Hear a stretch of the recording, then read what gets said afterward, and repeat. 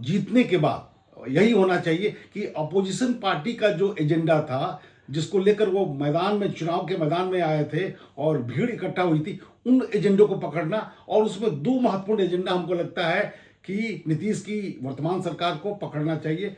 पहला एजेंडा जो आरजेडी का, कि हम 10 लाख या 50 लाख जॉब देंगे, जितना संभव है उतना किया जाना चाहिए। तो जॉब क्रिएशन बिहार में सबसे बड़ी जरूरत है, और वो सरकारी जॉब नहीं।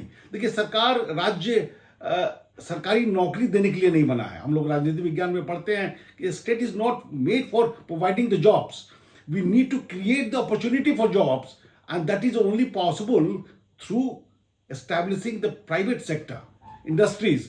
जो हमारे इंडस्ट्रीज पहले थे वो मृत प्राय हो गए। कई लोग आए, कई चीफ मिनिस्टर आए, उसमें नीतीश कुमार जी भी शामिल हैं, और प्रधानमंत्री के वक्तव्य भी, जो चीनी मिल थे, कागज के मिल थे, मखाना की बातें हो रही है, रिसोर्सेज बहुत है। उस अपॉर्चुनिटी, टूरिज्म का एक बहुत बड़ा सेंटर बिहार बन सकता है, कई ऐसे स्पॉट है। तो उनको चिन्हित कर कर उद्योग खोलने का प्रयास पहला होना चाहिए, और उस उद्योग धंधे से इकोनॉमी को जनरेट करने की कोशिश करनी चाहिए। हम शराब पर ही क्यों रहे?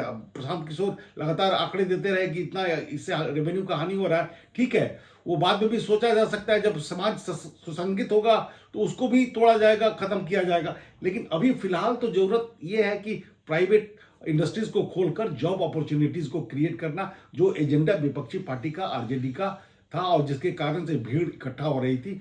दूसरा, माइग्रेशन को रोकने का। बिल्कुल सही बात है, ये आइडेंटिटी और ह्यूमिलिएशन का प्रतीक है कि आप रैली में नई रेल खोलने की बात करते हैं, और जो प्रशांत किशोर ने बड़े ही इमोशनल तरीके से बिहार की जनता को के बीच में ये बातें रखी कि यहाँ पर ट्रेनें इसलिए खोली जाती हैं कि मजदूरों को यहाँ से मुंबई और गुजरात और भारत के अन्य राज्यों में ले जाया जाए, जबकि ये बिल्कुल रोका जाना चाहिए, और यहाँ पर इंडस्ट्रीज खड़ी करनी चाहिए। हमारे लोग मजदूर बन के नहीं जाएं, हमारे लोग शिक्षाविद बनकर जाएं, और